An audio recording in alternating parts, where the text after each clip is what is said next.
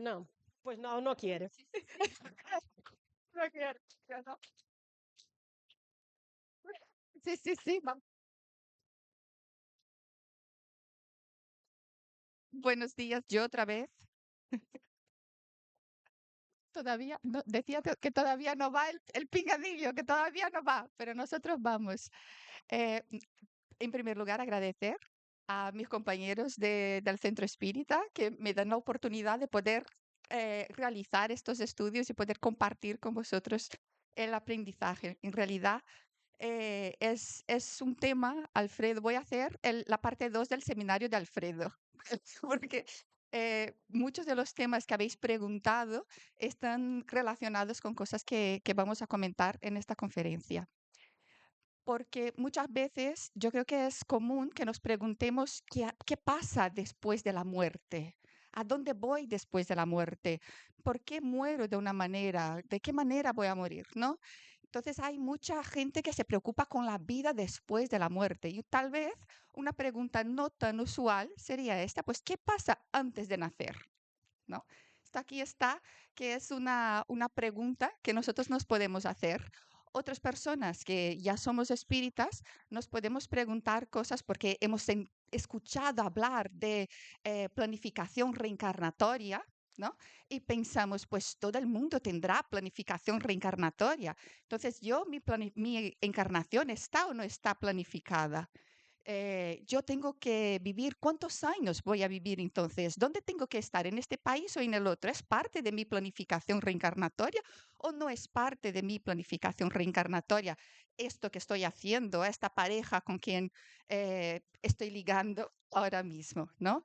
También puede surgir esta pregunta de, ¿existe el hombre de mi vida? ¿No? ¿Estoy predestinada a casarme con esta persona? ¿Tengo que permanecer al lado de este hombre?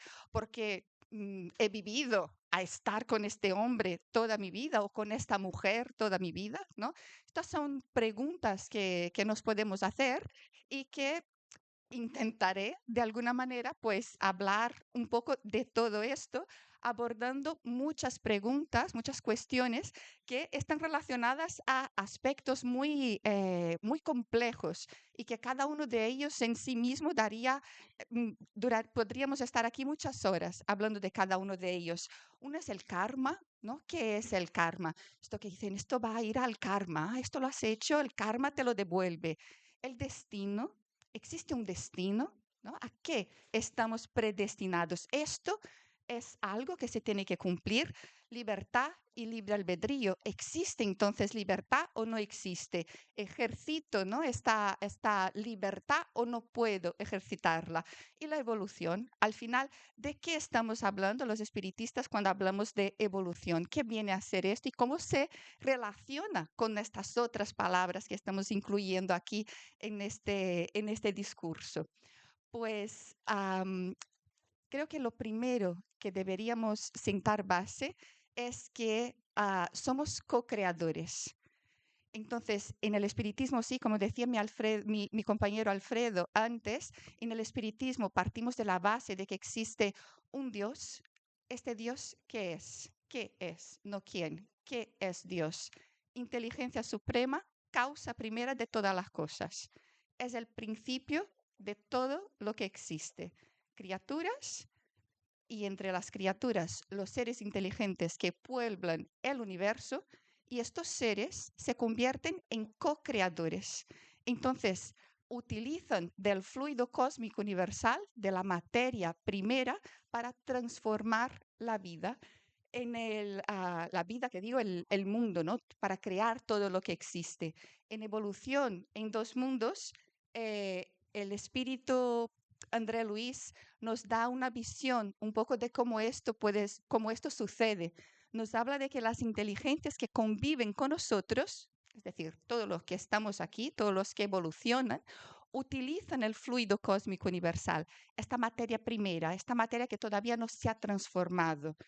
Le podemos llamar materia o energía, que materia y energía son lo mismo en estados diferentes. El espíritu es otra cosa. El espíritu es el ser inteligente que interactúa con con el principio material. Entonces, utilizan el fluido cósmico en permanente circulación en el universo para la co-creación en el mundo menor. En el mundo menor nos referimos a nuestra existencia material. En el plano mayor serían los espíritus superiores o muy superiores, inteligencias angélicas que auxilian en la creación de los mundos, en la gestión de los mundos. Estamos hablando aquí en el mundo menor, para co-creación en un mundo menor, asimilando los corpúsculos de la materia con la energía espiritual que les es propia, formando así el instrumento psicosomático con que se manifiestan o dando formas a las civilizaciones que comprenden en el mundo a la humanidad encarnada y a la humanidad desencarnada. Estamos diciendo aquí con la creación, la co-creación del instrumento fisio-psicosomático, que nosotros como seres co-creadores participamos en la creación de nuestros propios cuerpos físicos. Nuestros cuerpos físicos y nuestros cuerpos espirituales están condicionados de alguna manera, están moldeados de alguna manera por el ser que actúa de forma voluntaria. Esta actuación puede ser más o menos consciente, pero existe siempre. En esta conferencia y en todas las que hablemos, nunca hay una fórmula, una manera única de describir nada. Entonces, si ahora vamos a hablar de planificación reencarnatoria, deberíamos entender que para cada existencia, para cada ser que reencarna, hay una manera diferente de reencarnar.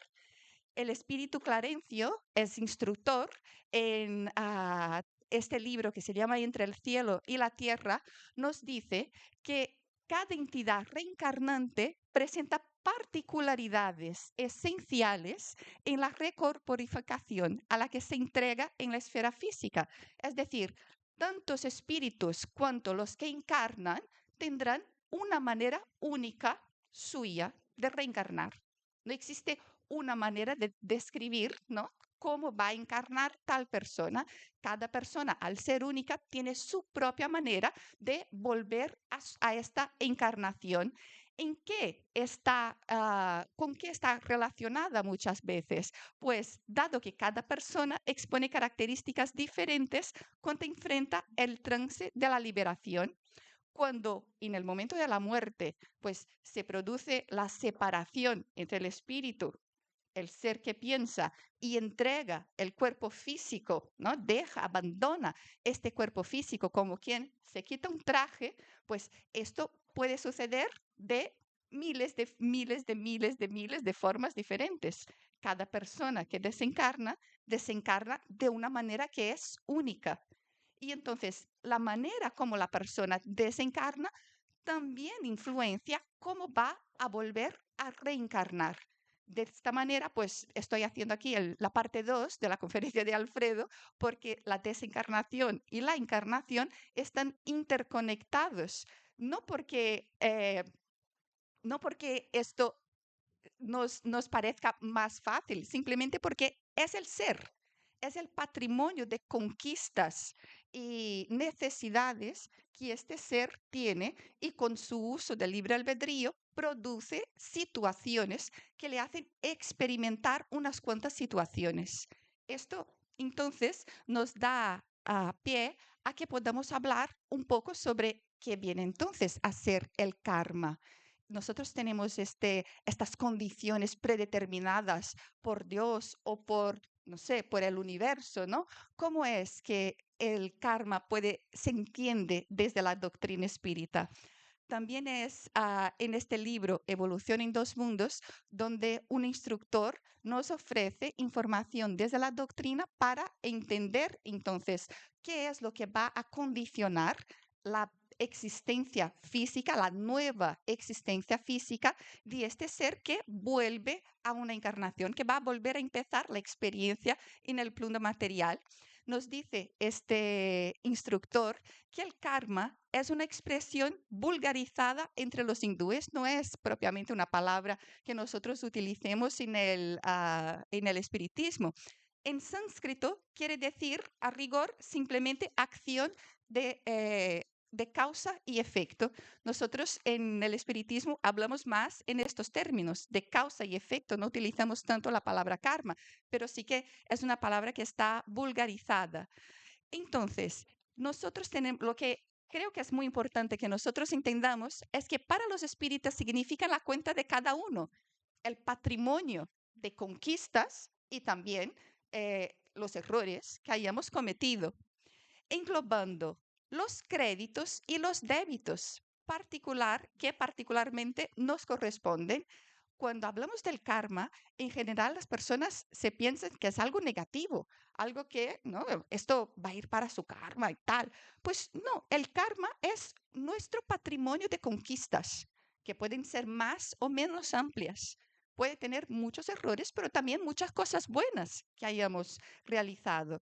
Entonces, aquí se conjugan las dos cosas, porque cuando hablamos de causa y efecto, no hablamos solo de las cosas negativas que hayamos hecho.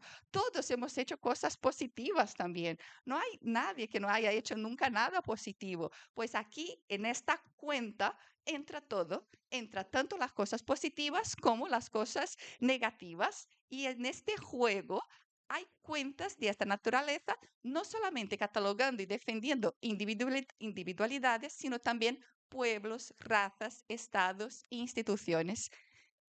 Este final es muy interesante, creo, porque, claro, yo de forma individual tengo mis propias cuentas, pero segundo el momento donde yo haya experimentado esta encarnación, puedo haber cometido errores que han estado influenciados por unas circunstancias culturales, económicas, históricas, y esto tiene repercusiones, tanto positivas como negativas, para mí y para el colectivo al que yo participo, sea un pueblo, un país, una cultura, una familia o una institución. Este, eh, esta ley de la causa y efecto funciona entonces en todos estos niveles. Nos podríamos preguntar entonces, pues, ¿qué es lo que entonces tengo que entender por el bien y el mal? Porque según yo haya obrado bien o mal en una encarnación anterior, esto va a determinar cómo se va a generar mi planificación reencarnatoria, si me ayudan o no a reencarnar, qué cosas se ponen o no en mi reencarnación, en mi ficha reencarnatoria. ¿Cómo entiendo entonces el bien y el mal? Nosotros podríamos aquí ahora enveredar por filosofía y pasarnos el resto de nuestras vidas debatiendo qué es el bien y el mal. Pero yo creo que la palabra de Sancio a André Luiz en este libro que se llama Acción y Reacción es muy esclarecedora.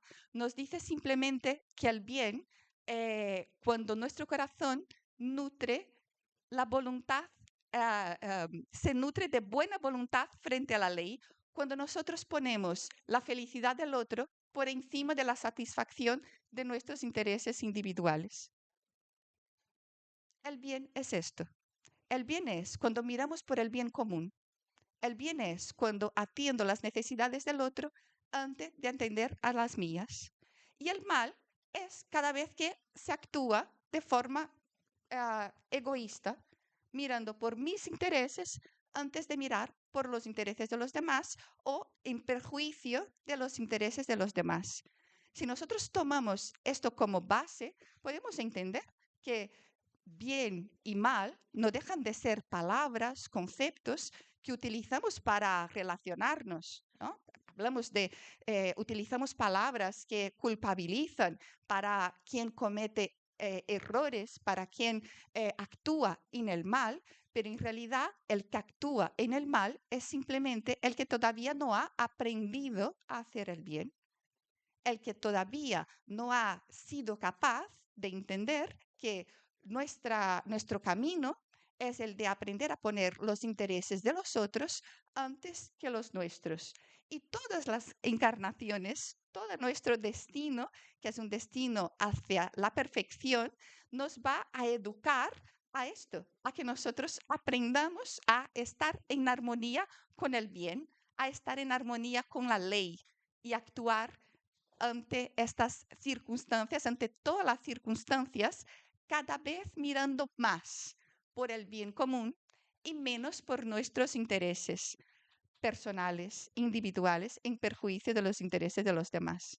A medida que nosotros consigamos hacer esto de forma individual y en los colectivos donde participamos, en las culturas en las que participamos y en las instituciones donde colaboramos, pues esto se va a multiplicar y de alguna manera este proceso conduce a la renovación planetaria y dejaremos poco a poco esta transición hacia el planeta de regeneración para poder instaurarlo y verlo plenamente instaurado en nuestro mundo. A partir de ahí, sé que estáis muy curiosos por saber entonces el aprendizaje del bien y el abandono progresivo del mal, ¿cómo se realiza entonces? ¿Cómo se relaciona con la planificación o no planificación reencarnatoria? ¿Cómo sucede entonces todo esto? Yo leyendo los libros de André Luis, hay una serie que se llama En la vida espiritual. Todos los libros que cito en esta conferencia vienen de esta serie, que es una serie luminosa. He llegado a entender que, como decía antes, hay tantas reencarnaciones y tantas planificaciones reencarnatorias como hay seres, ¿no?, que encarnamos en el mundo.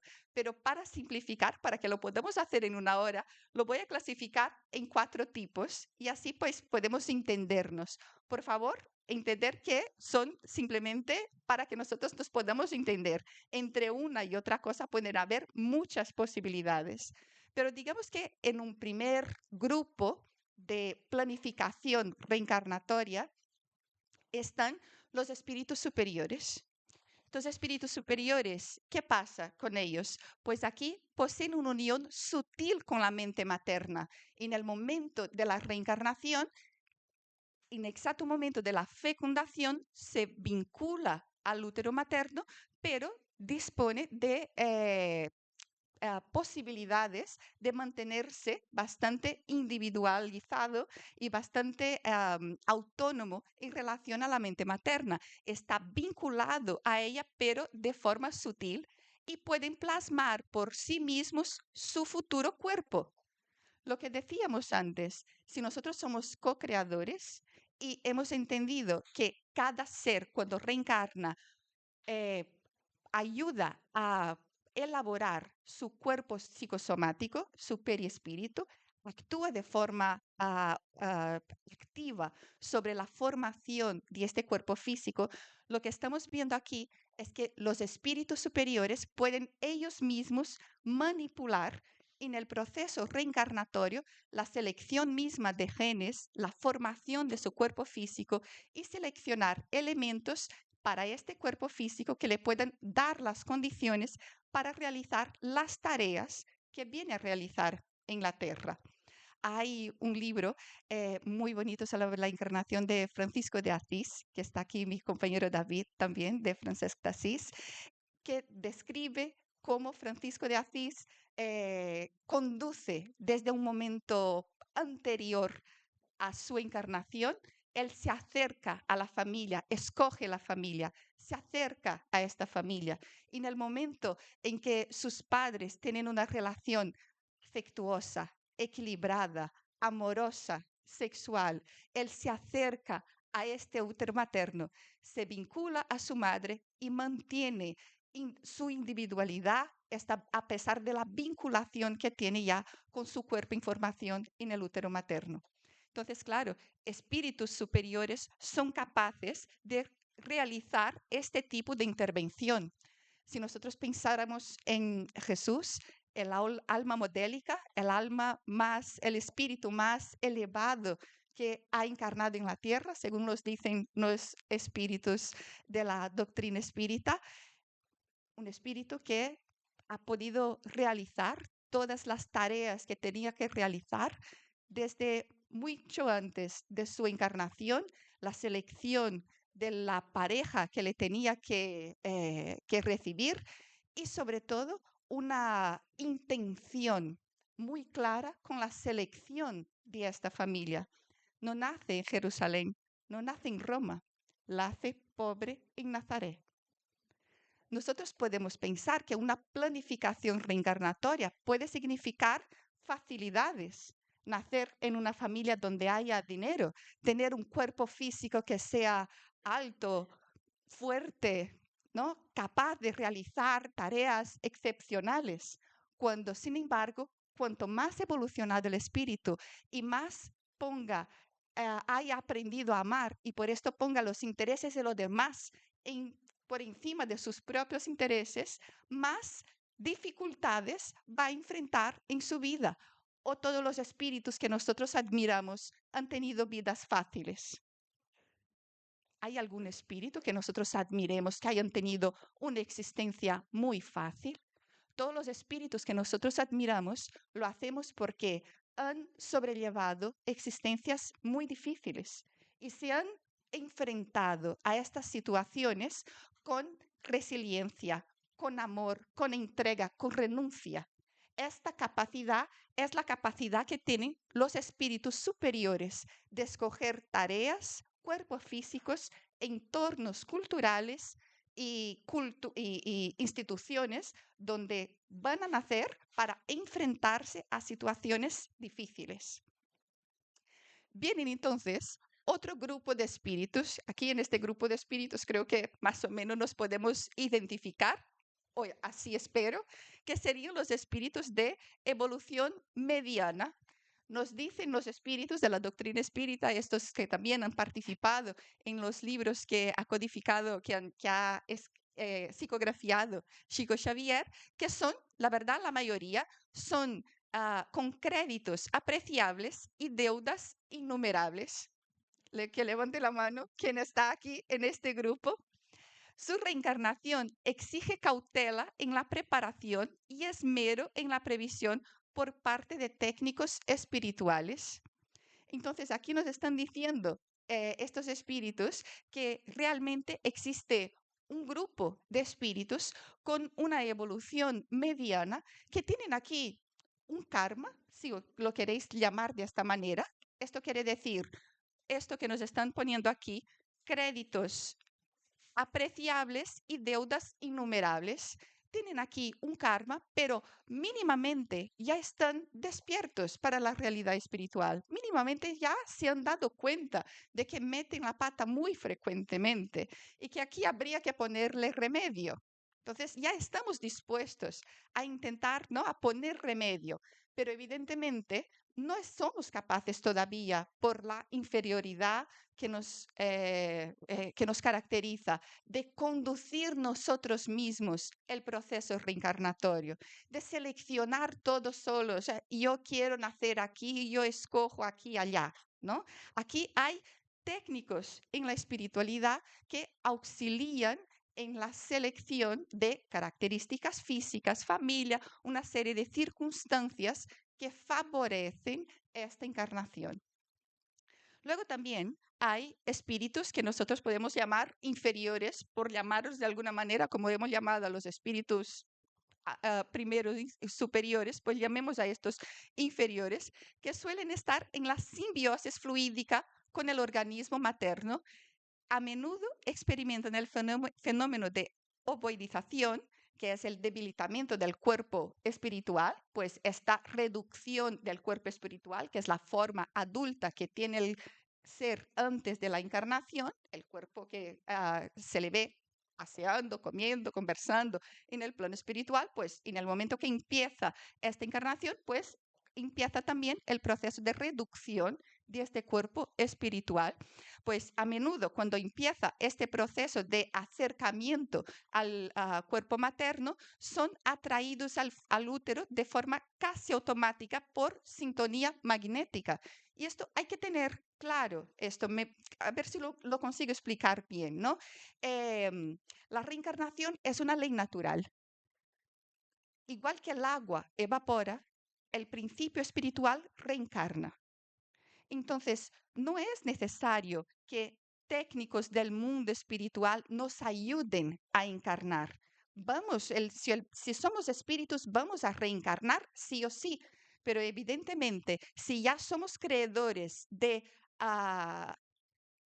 créditos apreciables, tendremos amigos en el plano espiritual que se interesan por nuestro bien y que nos van a conducir, nos van a ayudar a mejorar las condiciones que van a propiciar que consigamos avanzar un poco más. Cuando estos espíritus todavía son inferiores, todavía ni siquiera son acreedores de estos créditos, ¿no?, apreciables, ¿qué es lo que sucede? La naturaleza, la ley natural, reencarna porque son principio espiritual que se ve atraído al útero materno y en el momento del acto sexual hay energía sexual que atrae como si fuera un imán a estos espíritus que van a ocupar este nuevo cuerpo físico, se van a vincular a este nuevo cuerpo físico en formación. Por esto es tan importante, como decía Romina antes, tener relaciones sexuales basadas en el amor, en el equilibrio, en relaciones de respeto, porque más allá de las consecuencias que podamos tener en el mundo físico, estamos atrayendo espíritus de una clase u otra a nuestra propia, vinculándonos a estos espíritus en el plano físico. Aparte de estos tres grandes grupos, hay un cuarto grupo que le llaman así en estos libros de reencarnaciones especiales o las que serían entonces compulsivas, pues en casos de criminales o enfermos graves que perdieron la facultad de decidir, la reencarnación se procesa sin consulta previa, como un remedio santo, aunque de sabor amargo, para su propia curación. Estos espíritus que reencarnan de esta manera no están simplemente condicionados a la ley natural. No es que, igual que el agua evapora, este espíritu reencarna. Están conducidos a la nueva reencarnación por espíritus amigos, por técnicos de la espiritualidad que les auxilian en esta reencarnación. Son reencarnaciones que van a conducir a expiaciones dolorosas precisamente por el cuadro en que se encuentran en el momento de la reencarnación. Pero, ¿por qué entonces podremos decir se ocupan de ellos espíritus superiores, técnicos de la espiritualidad? En primer lugar, porque ya han aprendido a amar y ponen los intereses de los demás por encima de sus propios intereses, pero también porque todos los seres que son criminales, que se equivocaron, son criaturas divinas y están vinculadas a nosotros. Nosotros podemos no ser criminales ahora, pero todo el mundo tiene un afecto que se ha equivocado. Y aquel que pide por un afecto en una oración está solicitando al cielo que le pueda ayudar a este ser querido que va a reencarnar en algún momento. Sea como sea la manera como haya desencarnado nuestro ser querido, haya sido a través del suicidio, haya sido a través de un accidente de tráfico, haya sido a través del uso de drogas, sea, como haya desencarnado nuestro ser querido, la oración es una forma potente de auxiliar a nuestro ser querido para que los técnicos de la espiritualidad puedan recogerle, ayudarle, que en la espiritualidad le pueda dar las condiciones de volver a planificar una nueva encarnación. Este ser que está en estas condiciones y en estas, no van a planificar directamente, no van a hacer elecciones. Esto quiero, esto no, este cuerpo sí, este cuerpo no, en este país sí, en este país no. Pero confiamos en que la ayuda del plano espiritual les favorece encontrar las circunstancias más adecuadas para su aprendizaje. Y aquí hay que siempre matizar las cosas, porque nosotros cuando decimos las circunstancias más adecuadas, pensamos en facilidades, ¿no? Que todo sea fácil, porque cuando en la vida cotidiana tenemos un problema, pedimos ayuda, ¡ay, Dios mío! ¿No? Ayúdame. Pues ayúdame. Yo te estoy ayudando precisamente poniendo esta dificultad en tu vida, cariño. Esto ha sido lo que yo he plantado ahí en tu vida. Esta enfermedad a la que te estás enfrentando es precisamente lo que necesitas para crecer y evolucionar. Entonces, primero de todo, hay que trascender, un poco ser capaz de poner en perspectiva palabras como bien y mal, positivo y negativo, porque pareciera que con nuestros intereses materialistas, con nuestra forma muy inmediatista de ver las cosas, lo positivo son las facilidades, lo positivo es tener dinero, tener un cuerpo sano, ¿no? Y a lo mejor no, a lo mejor lo positivo para este espíritu aquí o este de aquí es precisamente tener muchas dificultades, es precisamente tener circunstancias que le limitan mucho la existencia. Y para este de aquí también, para los superiores, pues tener esas circunstancias tan desafiadoras está a la altura de su capacidad de renuncia. Nosotros, los que estamos aquí en evolución media, que somos unos quejicas. Nos suceden cosas y estamos, ay, Dios mío, ayúdame. No, sí, sí, claro, no digo que no podamos pedir ayuda, que sí, que hay que pedir ayuda, pero también hay que, cuando estudiamos lo que es un proceso reencarnatorio, entender que antes de nacer se hace aquí el balance de nuestra capacidad de resistencia a estos desafíos. Y luego cuando venimos aquí, venimos con estos desafíos que se nos pone en la vida precisamente para que nosotros podamos enfrentarnos a ellos.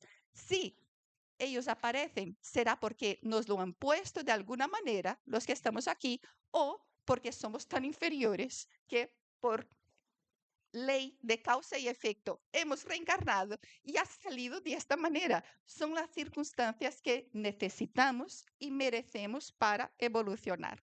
Pero vamos a seguir para que nosotros podamos ver aquí un ejemplo muy bonito que nos ayuda a pensar entonces sobre la cuestión del libre albedrío, porque estamos hablando de planificación reencarnatoria, algunas encarnaciones que son compulsorias. ¿Cómo queda esto con relación al libre albedrío? Este mensaje está en nuestro hogar y es la madre de André Luis la que le ofrece. Si habéis leído, habéis visto nuestro hogar, podéis recordar que la madre de André Luis es un espíritu más evolucionado, que no diremos superior, pero es un espíritu más evolucionado que André Luis. André Luis está trabajando en nuestro hogar y le visita a su madre que viene de esferas superiores. Y entonces su madre le da noticias de que va a volver a encarnar. Y le dice André Luis, no, ¿por qué vas a hacer esto? Si tú no necesitas volver a la carne tan pronto. Pero su madre le dice, le recuerda que su padre está en condiciones muy tristes y necesita ayuda porque está recibiendo la obsesión muy constante de espíritus que le están vinculados por mal uso de su libre albedrío porque ha metido la pata muy a fondo, ¿no? Entonces está ahí vinculado a entidades que le producen mucho sufrimiento. La madre de André Luis entonces le dice que va a encarnar y que en esta nueva encarnación será la madre de su marido. Cuando ella encarne y llegue a la edad reproductiva, podrá vincularse a una persona y de esta manera dar a luz a este ser que en esta encarnación, cuando fue madre de André Luis, era su esposo, y no nos lo perdamos, también a los dos espíritus que están vinculados a su marido de forma obsesiva. Ella, cuando reencarna, tiene el plan, tiene el deseo de volver a la carne para ser madre de su marido y de los seres que le están obsesando. Ahora, digamos, cuando ella le explica esto, Andrea Luis le pregunta, pero mamá, ¿dónde está mi padre ahora? Y ella le contesta esto. Hay reencarnaciones que obran drásticamente, que son estas compulsivas que yo os estaba explicando antes. Pese a que el paciente no tenga coraje, algunos amigos lo ayudan a que beba el remedio santo, aunque el sabor sea amargo. En lo relativo a la libertad sin restricciones, el alma puede invocar el derecho solamente cuando ha comprendido el deber y sepa ejercitarlo. En cuanto a los demás, no podemos dejar de reconocer que el deudor es un esclavo del compromiso asumido. Dios creó el libre albedrío y nosotros creamos la fatalidad. Podemos escoger, podemos hacer uso del libre albedrío, pero somos esclavos de nuestras propias decisiones. somos esclavos de la manera como ejercitamos el libre albedrío. Entonces, en este caso, el padre de André Luis está esperando en una zona de la espiritualidad, acogido y amparado, a pesar que no en condiciones de libertad, el momento en que su ahora esposa vuelva a encarnar y asumiendo nuestro nuevo cuerpo físico, llegue hasta la madurez y en este momento pueda dar a luz, no solo a él, sino a los dos espíritus que le estaban obsesando. Vemos aquí una interconexión entre los patrones que yo estaba explicando antes. Un espíritu que no es claramente superior, pero es más elevado que André Luis, que está planificando una nueva encarnación y con esta nueva encarnación renunciando a las colonias espirituales donde estaba viviendo, renunciando a la facilidad, va a dar a luz a 3 espíritus endeudados. Y las que somos madres sabemos lo que cuesta dar a luz a esos espíritus endeudados, ¿no? Entonces, la maternidad, el sexo, las relaciones sentimentales, todo esto hay que llevarlo con una responsabilidad muy profunda, porque estamos delante aquí de compromisos que se elaboran con décadas vista, ¿no? Entonces, aquí hay que tener mucho cuidado para que nosotros podamos contribuir con estos planes en lugar de destrozarlos. Nos podríamos preguntar, pero si estamos hablando de planificación reencarnatoria, ¿a qué exactamente nos referimos? Esto es una cosa etérea, ¿no? Así, ¿dónde queda registrado esto en el fluido cósmico universal? O no en los, no sé, ¿no? Hay un libro donde se escriba entonces esta planificación reencarnatoria. Pues aquí vamos a hablar de lugares, instituciones, igual que en la Tierra. Hay centros que auxilian a la planificación familiar. En la espiritualidad también hay centros que auxilian a la planificación reencarnatoria. Los que vamos a hablar aquí son de los que se ocupan de los espíritus de evolución mediana. ¿Por qué? Porque los superiores, ellos mismos, dirigen su proceso reencarnatorio y ya están en sintonía con los planes divinos, con las leyes cósmicas universales y son capaces de escoger su familia, conducir el proceso de reencarnación. Estos los muy superiores. Los elevados, que no sean precisamente superiores, deben de tener su planificación reencarnatoria elaborada en lugares de donde todavía no hemos recibido noticias, ¿no? Y de donde sí hemos recibido noticias son de la encarnación, de la planificación reencarnatoria de los espíritus de evolución mediana. Estos se dan básicamente en 2 tipos de centros: los centros de planificación y en los institutos de reajuste. Uno de los centros de planificación que nosotros conocemos es precisamente nuestro hogar, que tiene entre sus ministerios el Ministerio del Auxilio. Una de las tareas que se realiza en el Ministerio del Auxilio es precisamente la planificación reencarnatoria. Y igual que nosotros podemos tener aquí un fichero con todos los gastos familiares que entra y que no, pues en la planificación reencarnatoria aquí va a entrar todo lo que uno necesita para su reencarnación. Hay una ficha reencarnatoria donde se registra todos los datos necesarios para que esta encarnación se pueda llevar a cumplir con éxito. Si después lo hacemos bien o mal, si después en el ejercicio del libre albedrío lo aceptamos o no, es otra cosa. Pero que esto queda registrado ahí en colonias, en institutos, como puede ser nuestro hogar, sí. Evidentemente, aquí estamos hablando de esferas espirituales, como nuestro hogar, que están ya en la zona límite entre lo que son las zonas inferiores de la Tierra, ¿no? De la atmósfera terrestre. Otra institución que sería la de instituciones de reajuste, como es la Mansión Paz. Mansión Paz es una institución que está está relacionada a nuestro hogar, está subordinada de alguna manera a nuestro hogar, pero todavía en zonas más inferiores de la atmósfera terrestre.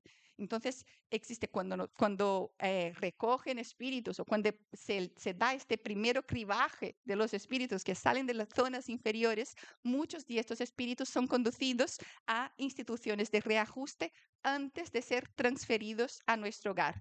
En estas instituciones también se realizan planificaciones reencarnatorias. Creo que hasta aquí me podéis seguir, que el tipo de planificación que se da en centros de planificación o en instituciones de reajuste será ligeramente diferente, ¿no? Los que tienen más méritos o necesidades de aprendizaje que no exijan expiaciones muy contundentes, pues se pueden llevar a planificar en nuestro hogar, y otros espíritus que tienen necesidades de aprendizaje muy contundentes y que tienen que enfrentarse a situaciones muy dolorosas en función siempre del contenido, el patrimonio de conquistas y débitos que pueda tener, pues van a estar aquí en instituciones como Mansión Paz. Me pareció muy interesante que en este libro, Mensajeros de la Luz, dijeran que deliberan sobre procesos reencarnatorios, porque el coordinador de los trabajos de la institución Mansión Paz no tiene una autonomía total para poder determinar la planificación reencarnatoria de estos espíritus. Realizan videoconferencias o llamadas de alguna manera, deliberan en colaboración con espíritus que proceden de la institución a la que están asociados. Me pareció muy interesante cómo todo está coordinado. Ahora bien, vamos a hablar un poco de destino. Hemos hablado de planificación reencarnatoria, tipos diferentes de planificación. Entonces, ¿está o no está escrito entonces en la ficha de este ser, ¿no? Voy a encarnar y tengo que vivir todo esto de esta manera. Pues vamos a ver el ejemplo de Segismundo. Segismundo es un ser que es muy famoso en la literatura espírita, siempre lo sacan a la luz. Yo voy a sacar simplemente una frase que le dice Alejandro a Segismundo, porque Segismundo se había equivocado mucho, había matado, yo qué sé, había tenido muchas peleas con el que debería ser su padre en esta nueva encarnación, y el que debería ser su padre en esta nueva encarnación, pues no quiere ser su padre, ¿no? Está rechazando aquí el acercamiento de este espíritu, de esta materia, no quiere ser padre, tiene miedo aquí, ¿no? Está relutando aquí a esta nueva encarnación, cosa que yo considero hasta cierto punto bastante humano, ¿no? Entonces viene Alejandro y viendo Segismundo cómo está ahí, como triste, ¿no? Así, desanimado, le dice a Segismundo, tenga valor, la próxima oportunidad es divina para su futuro espiritual. Organizaremos las cosas, no tengas recelos. Qué bien que alguien te pueda decir esto, ¿no? Organizaremos las cosas. Esto quiere decir, estamos aquí, confía, vamos a ayudarte. El equipo espiritual auxilia en el acercamiento de Segismundo a este padre. En desdoblamiento hay acuerdos, hay pactos, hay comprensión, hay perdón en estos momentos de desdoblamiento, y esto es lo que permite el acercamiento de Segismundo al útero materno y esta vinculación que después se produce en la reencarnación. ¿Qué es lo que estamos viendo entonces? Que cuando tenemos una planificación reencarnatoria, la primera cosa y más importante, el elemento esencial, es la selección de la familia. Y con la selección de la familia, ya aquí están dados muchos elementos que van a dar las circunstancias iniciales para que esta nueva encarnación se pueda producir. La selección de la familia, ¿en qué nos va a condicionar? Pues, ¿en qué lugar del mundo vamos a nacer? Según en qué lugar del globo te toque, ¿no? Vas a tener unas circunstancias u otras. Esto depende de nuestras necesidades de aprendizaje. Eso depende de los méritos que hayamos realizado. Eso depende de la tarea que tengamos que realizar. Todo esto influye en qué familia van a escoger para mí, o, mirando por el otro lado, según la familia que escojan o que yo escoja, pues voy a determinar aquí en qué lugar del mundo voy a nacer. También, en cierta manera, las relaciones, las primeras relaciones que yo voy a establecer, el círculo social con el que voy a convivir, que va a forjar mi carácter, que me va a conducir en estos primeros años de esta encarnación, que me va a ofrecer puntos de vista que refuercen o no refuercen los valores que yo recibo en casa. También me va a dar las circunstancias socioeconómicas de mi experiencia.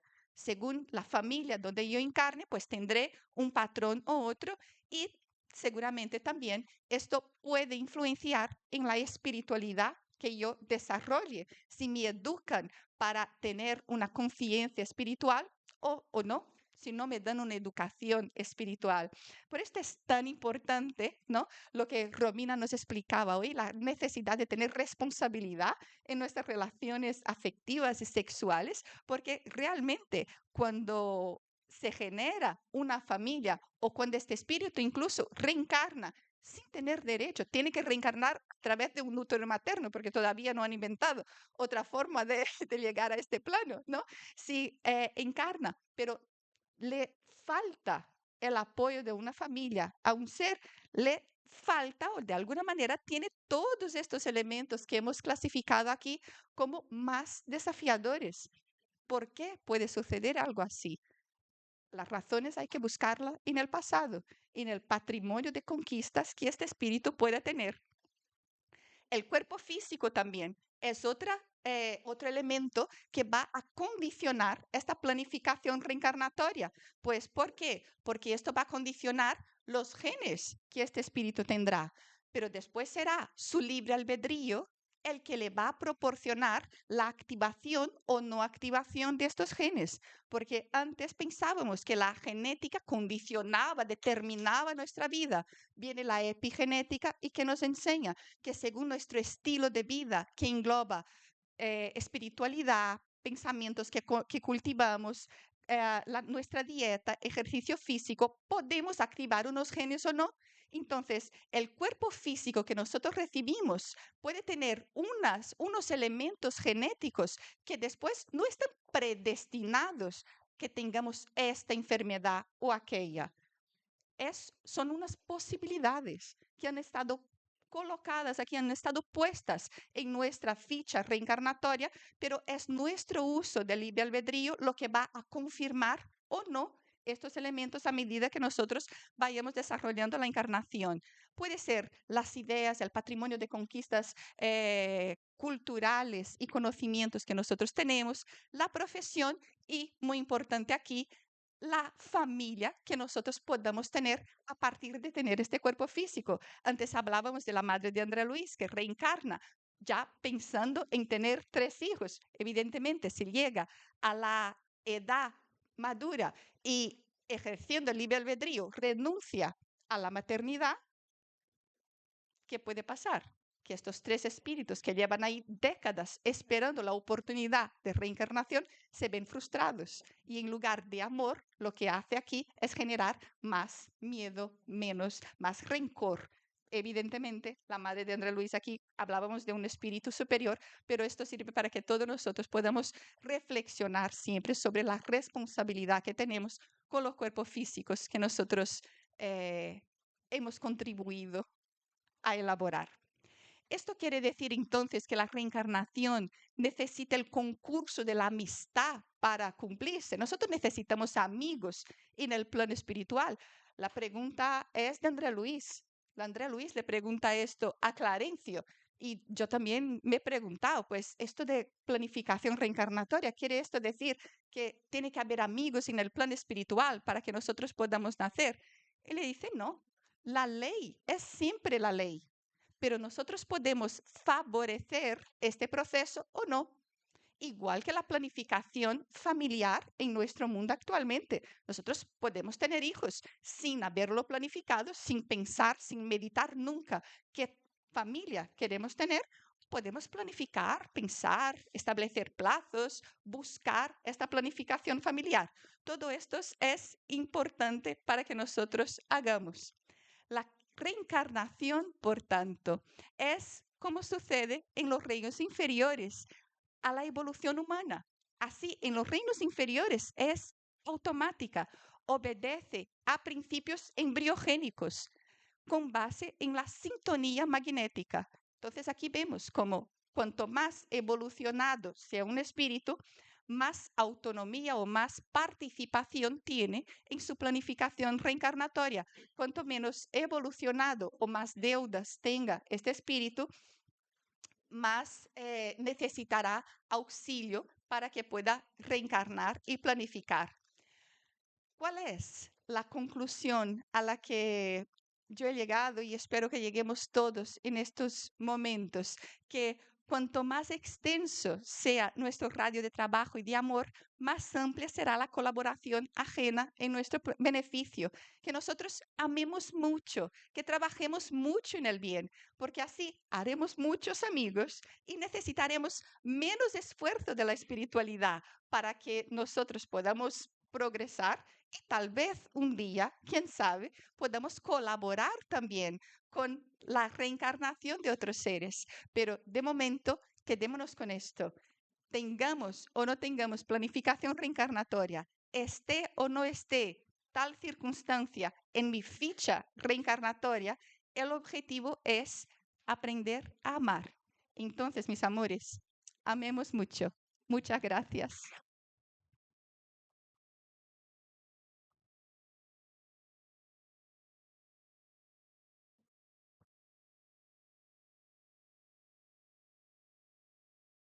Bueno, muchísimas gracias, Janaína, por la conferencia.